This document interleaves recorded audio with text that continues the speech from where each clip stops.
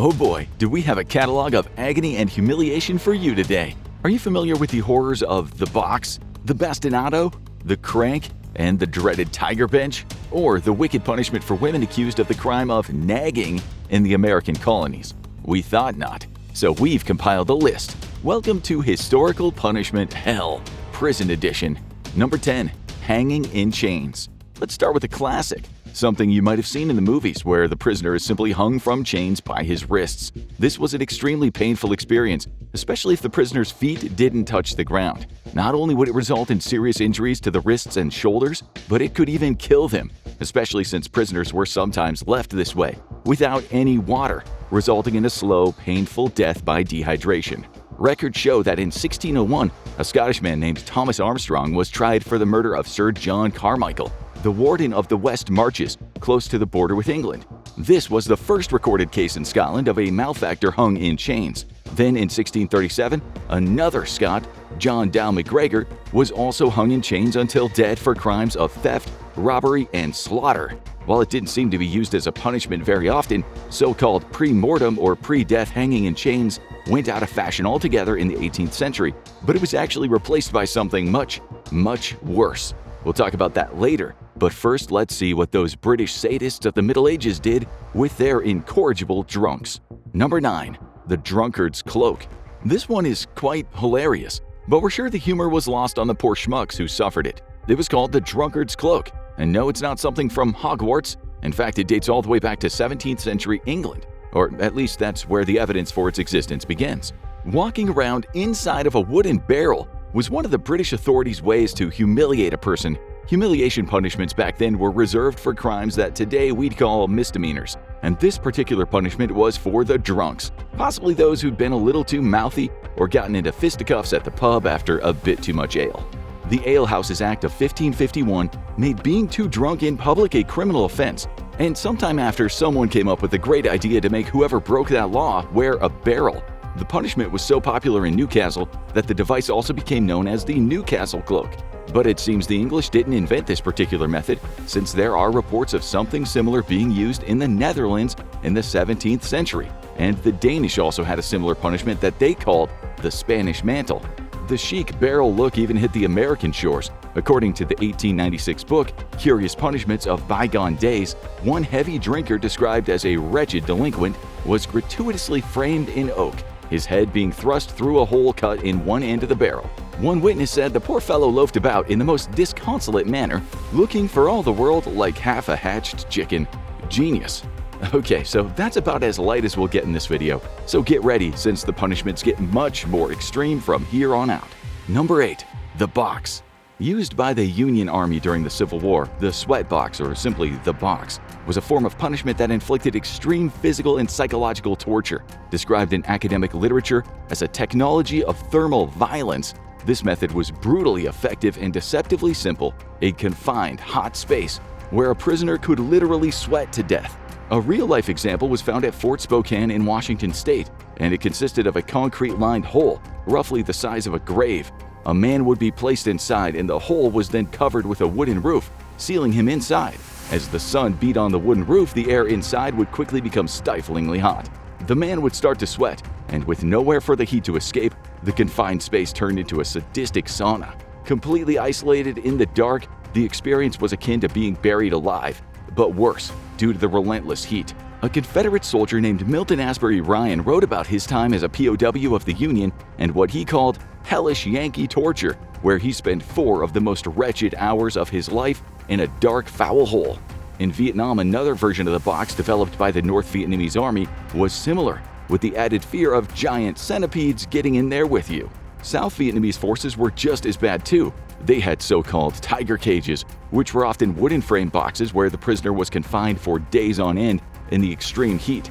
But cruel and unusual punishment is all about equality. So let's talk about a punishment usually only reserved for women. Number 7. Scolds bridal. The scold's bridle, also known as the witch's bridle, the gossip's bridle, or just the branks, was effectively a muzzle strapped over a woman's head, sometimes with a device that pierced the tongue or held the tongue down. The object of this Middle Ages piece of depravity in England and Scotland was, of course, to stop the person talking, but also to humiliate them. The women who had been accused of gossiping, complaining too much after a few drinks, or generally saying the wrong thing were referred to as nags. But even just eavesdropping or flirting could get a woman in trouble and forced into a scold's bridal. Women accused of the same crimes could also face the cucking stool, also known as the ducking stool. This was a wooden chair attached to a long lever or a beam positioned over a body of water. The condemned woman would be strapped onto the chair, swung over the water, and repeatedly dunked or ducked into the frigid depths. This could be very unpleasant in the frigid rivers of England, and it was especially bad if the men handing out the punishment decided she needed to stay under the water for lengthy periods. There are even reports of couples being dunked together after arguing with each other, which, let's face it, doesn't sound like a bad idea. While we're on the subject of aquatic punishment, we have to talk about the water dungeon. Number 6. The water dungeon. Evidence for this one is a bit scant, but we know it as a thing in medieval Europe, such as the Tower of London, where you can find a tiny cell known as Little Ease. It got that name because it was only 4 foot by 2 foot, so small that the prisoner couldn't lie down, stand, or even sit properly. The cell was also kept pitch black, resulting in complete sensory deprivation to try to break the prisoner's spirit. Just those conditions would be bad enough, but to make it even worse, the guards would also sometimes douse the prisoner with water, turning the already unbearable conditions into a cold, damp misery. Guy Fawkes, the Catholic extremist who plotted to blow up the Houses of Parliament in 1605, faced this punishment during his interrogation. And nearly 500 years later, an even worse version of this punishment was still being used. If reports are to be believed, China was still using water dungeons as late as the 20th century as a way to punish anti-communist activists who belonged to the ultra-conservative Chinese spiritual movement Falun Gong. But their version was even more brutal than the one from the 17th century. According to testimonies in 1999, Miss Deng Yang, who was then 32, was arrested and sent to Shijiazhuang Detention Center. There she was placed inside of an iron cage and lowered into a pit filled with dirty water. She was kept in this water-filled cage for months and eventually died while still in custody in 2001. One of the survivors later testified the water dungeon was a solitary confinement cell littered with urine and excrement. They would then pour water in there and force practitioners to sit in there. She said the water was very cold, and the longer you were left in there, the greater the risk of scabies or an infection. A male prisoner said he was kept in the water dungeon in the dark, which was then filled with human waste. He added, to make it more frightful, many dead rats and snakes were tossed in. He spent days there, which he said caused his skin to fester. Number 5. The bastinado. The bastinado, or a form of it, has at some point in time been implemented by prison guards all over the world. The word in Italian means something like a stroke with the use of a stick. It was simple enough. The prisoner was held down and someone beat or whipped the soles of his or her feet. Humans have a lot of nerves down there, about 200,000 in total, which isn't exactly ideal when someone is whipping them repeatedly. In the modern era, we know the Nazis beat prisoners' feet in their concentration camps, and in 1967, a whopping 83% of men in Greek prisons said they'd experienced or seen the use of the bastinado. In Spain, 37% of prisoners said the same. The British and the French did it to their unruly subjects in their empires. And in Iran, a country known for its zero-tolerance approach to law and order, foot whipping has always been a common occurrence for prisoners. In the U.S., it was reported that the bastinado was used in juvenile prisons as late as the 1960s in the state of Massachusetts. The men under Saddam Hussein's dictatorship were also fond of foot beating, and in 2024, you might still see it in Saudi Arabia, where in 2018, Amnesty International reported that Saudi women had their feet flogged so hard they couldn't walk. We'll end this section with the description of what happened when 18 prison guards at a penal colony number 1 in Yaroslavl, Russia, took their anger out on a prisoner in 2017. They take turns methodically hitting the crucified man on the shins and heels with rubber truncheons. The man screams, howls, begs for mercy. From time to time, water is poured on his head from a bucket. The guards were later investigated and sentenced to prison terms. Hopefully, they experienced the joys of the bastinado for themselves. Number 4. The crank. Imagine if someone ordered you to turn a crank and keep turning it all day long until your hands felt like they would drop off, and you had to do that for months on end. This was a real punishment in British prisons. It was a job so futile and exhausting that prisoners would think twice about breaking the law again. The evidence shows that in England in the 19th century, you could be sentenced to crank labor, meaning there was a cranking machine in your cell that you had to turn all day, every day. Prisoners were expected to do 6,000 to 14,400 revolutions a day. If Fitbits were around in those days, the numbers would be off the charts. Guards could change the setting and make each crank harder by turning a screw. There was absolutely no practical reason for this other than punishment. Talk about a waste of energy. It was reported that in 1895 there were 29 crank machines used throughout England. But by 1901, someone must have seen some sense because the number was down to 5. Fun fact, prison guards are sometimes referred to as screws. The reason is the guards in the 19th century were the ones that turned the screw to change the cranking machine to the hard level. We should give a special mention to the cannonball punishment in England's Victorian jails. It was called the shot drill. Simply put, a prisoner had to pick up a heavy cannonball, carry it to the side a few steps away, usually 3 steps, and then drop it. Then they had to carry it back, and they did this for hours on end. In the 21st century, people pay good money to do that in the gym. But unlike modern gym rats, English prisoners weren't allowed to bend their knees. We promised you more chain-related punishments, and we didn't want to leave you hanging. Get it? Number 3, gibbeting. As we told you earlier, pre-mortem hanging in chains didn't really take off, but post-mortem hanging in chains certainly did. The person would be hanged, left there for a while, and then they'd be hung up high inside a metal frame called a gibbet. These gibbets would be left hanging sometimes for years, and they were placed at a location where lots of people would pass, like a crossroads or even a busy town center. That way the public could see what happened when you broke the law. The carcass would rot and cause a great stink. Records show sometimes the public would complain that the rotting bodies would stink out the street. In one recorded case, a neighborhood in London petitioned for their gibbet to be moved somewhere else. A day out might consist of going to see the corpse of the robber, the highwayman, or even the famous pirate. They would stay there for years, slowly turning into nothing but bones. Say what you want, but England really knows how to have a fun family day out. In colonial America, bodies of pirates were left in a gibbet as a warning to other sailors thinking about getting into pirating. There are also recorded cases of African slaves being put in the gibbet after they were hanged, with one famous case being the slave Mark, who was seen by Paul Revere when he went on his famous midnight horse ride when the War of Independence was kicking off. As time went on, people seemed to lose their stomach for gibbeting. In 1832, after the English convicted murderers William Jobling and James Cook were gibbeted separately in Jarrow and Leicestershire, the practice stopped in England. People didn't want to see corpses hanging outside their houses or just down the street when the kids played. In fact, Cook's work friends at the local mine took him down and gave him a proper burial, which according to the records happened quite often. Gibbeting was called an odious practice that was unsuited to the present state of public feeling. It was the end of an era in England.